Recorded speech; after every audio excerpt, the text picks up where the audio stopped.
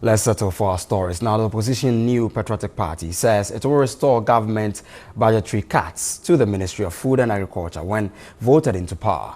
Addressing the media, Member of Parliament for Kwadaso and the MPP spokesperson on Agric, Dr. Asiedu-Dartey, said the 2015 budget statements projected a 5.8% growth in the sector, but only 2.4% was achieved. The press conference held at the party's head office in Accra was to restore hope to Ghanaian farmers ahead of this year's Farmers' Day celebration tomorrow. The media briefing looked at three main areas in agriculture: the annual growth rate performance since the NDC took over 8 years ago, food and agriculture production, as well as trends of food import into the country. By the measure of the annual growth party spokesperson on agriculture, Dr. Asiedu-Dartey, said the country's growth in the sector has been sluggish. He said from 7.4% in 2008 and 7.2% in 2009, agricultural growth slowed to 5.3% in 2010, 0.8% in 2011, 2.3% in 2012, recovering somewhat to 5.7% in 2013 and 4.6% in 2014. Since 2010, we have an average growth of 3.5%. per year. It is not even half of the Malabo Declaration minimum target of 6% per annum for all African countries. The poor growth is reflected in the production of major staple food crop, as well as the production of meat, fish, and a decline in cocoa production. The last 10 days, I've been inundated with telephone calls from all over the country, particularly in the northern part of the western region, that their cocoa has been bought but not paid for. And yet, we in July in Parliament approved a loan of $2 billion for the purchase of cocoa from cocoa farmers. And as we speak to you, there's a crisis in payment. Dr. Asiedu-Dartey added the increase in imports of major food items is also a reflection of the poor growth in the sector. The NPP intends to solve all these problems when voted into power. He says the sector is rather experiencing a healthy growth of an annual 2.5% in spite of the challenges posed by climate change and illegal mining in that sector. The annual Farmers' Day is celebrated to honor farmers and fisher folks who play pivotal roles in the nation's socio-economic development. Addressing the gathering at this year's Farmers' Day at Kintampo, President Mahama said available statistics do not support assertions that Ghana's agriculture sector is on the decline. He said the country has been recording a growth rate of 2.5%. The agriculture sector is not in decline. The agriculture sector is experiencing very healthy growth. And let me state for emphasis that agricultural growth for last year, 2015, according to the figures released by the Ghana Statistical Service, was 2.5% growth in the agricultural sector. And this is for emphasis. The media can research it. President Mahama announced government's plans to establish the Farmers Service Center in each district. He tasked smallholder farmers to move from subsistence to commercial farming to create value and increase their income levels. The Minister of Fisheries, Sherry Aite, disclosed that 1 million fishermen would be insured under an insurance scheme instituted for fishermen. The ministry has institutionalized the insurance scheme for fishermen. Currently, 20,000 fishers have been insured at the cost by government, by the ministry. We have moved into the second phase, and from 2017, the ministry will be insuring 1 million fishermen under the second phase of our insurance scheme. The Minister of Food and Agriculture, Alhaji Mohammed Muniru Limuna, said government will continue to invest more in roads to enable farmers cut their produce to marketing centers. 42-year-old Robert Crenshaw from the Central Region was adjudged the 2016 Best Farmer. The National Best Farmer pleaded with the government to provide financial assistance to young people to venture into farming as a business. The Best Farmer will receive a fully furnished 3-bedroom house as his prize. 83 farmers were honored at the national event at Kintampo for working tirelessly to ensure the country is food secured. Welcome back to the studios, and today obviously is National Farmers Day and we are celebrating our farmers. We've been joined in the studios by Edward Curry. He's the General Secretary of Ghana Agricultural Workers Union. Welcome to the studios, sir. Thank you, sir. Now, today is your day as Agricultural Workers Union and of course farmers across the country. Are you satisfied with the current state of agriculture in the country?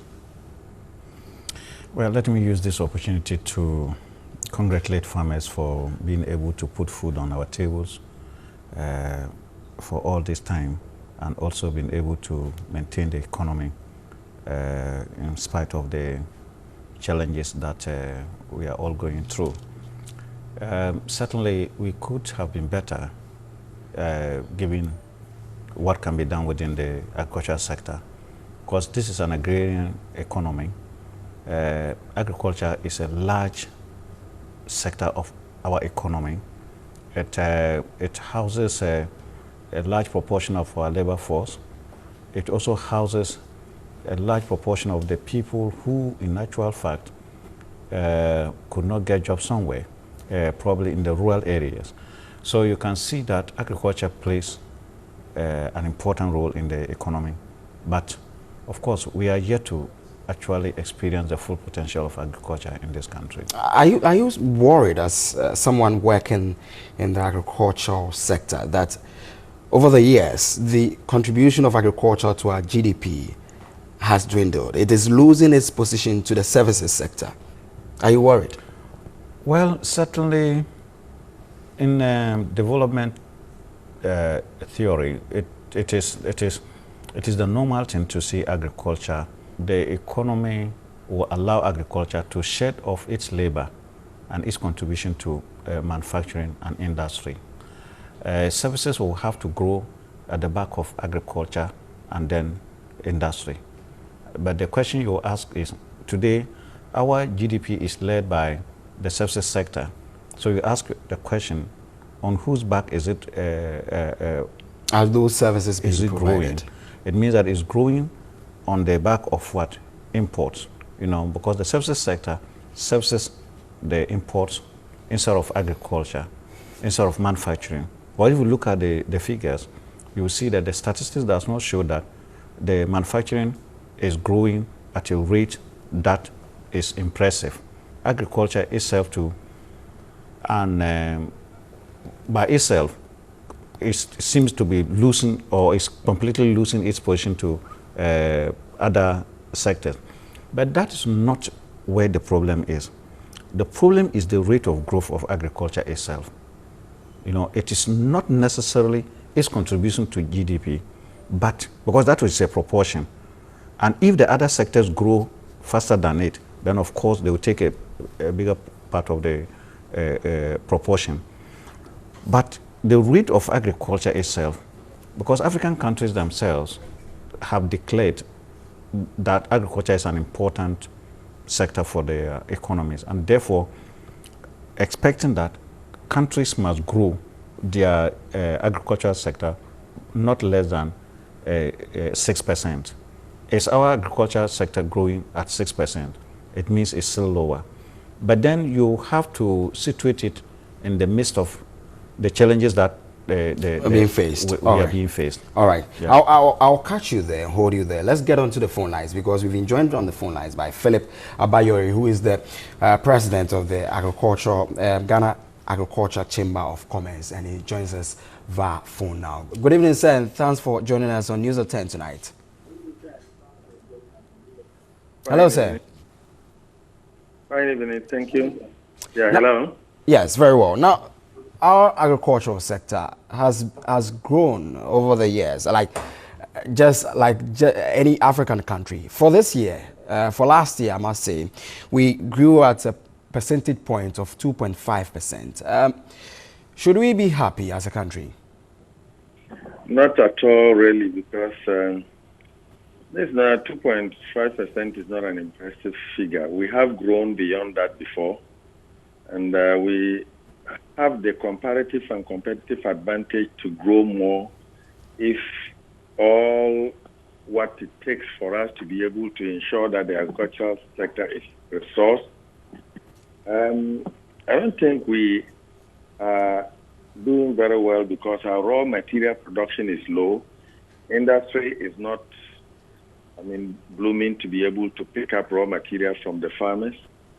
And the sector is not fully technological driven. So the cause for inefficiencies and then lower productivity. The other factor too is that, you see, we have climate change, which is one of the factors that is so serious that agriculture cannot thrive without irrigation. And if you look since independence, as of today, as we are talking, we have only exploited 1% of our agricultural potential, irrigation potential in Ghana. If you look at the ratio of technology that is being applied, you realize that we have not been able to fill the gap. So there is a cause of concern that if care is not taken and we want to go at this slow pace, as the General Secretary of the Agricultural Union has said, we have 60% of the population in this sector, and they are still in the sector. And we have been told that the service sector is growing. And as he asked, who are the people that at least are creating this growth? All this is coming from the import because the sector itself, the people are not moving to industry. And industry is not even so powerful to be able to at least move that labor from agricultural sector to it so that at least it can propel the growth and then also propel the sector to have finished products so that at least there will be value addition. So I'll hold you there, Mr. Philip Abori. 2.5%, many will say that we've done well because of the challenges, considering the challenges we've gone through as a country. Climate change and, of course, galamsey activities affecting us. But how do we address the issues, especially those concerned with climate change? I still want to tell you that 2.5 is not well because we have gone to 7.4, 7.5, almost getting to 8% before. So as we are talking today, we should have been hitting 12% or above. If you look at government commitment under the Maputo Declaration, where all governments within the African Union have to put 10% of their budget into agriculture, that is not the case in Ghana. All right. Yeah, and then if we also want to look at the general perspective of why we are not growing, though there are other issues relating to environmental issues and climate change, if we were putting so much money into it by tackling where it's needed, like irrigation, and also trying to support our farmers with access to credit so that at least farmers could have medium to long-term credit, the issue of what we are talking about growth will have been addressed. The issue of employment too will have been addressed, and then the issue of, competitiveness in the global market will have also been addressed. Grateful for your time tonight on News at 10. Philip Abori is president of Ghana Agricultural Chamber of Commerce, and he's joining us via phone to discuss some of the issues affecting the agri sector. We still have Mr. Edward Curry. He's the General Secretary of Ghana Agricultural Workers Union. And sir, finally, just before you leave, briefly, are you satisfied with the budgetary allocation that we as a country are allotting to the agri sector? Certainly no, because we always have a problem with budgetary allocation for the various sectors of the economy. We are a developing country. What we have to be emphasizing on is to what extent do we ensure that budgetary allocations are efficiently and effectively implemented and used. That is what we need to be doing.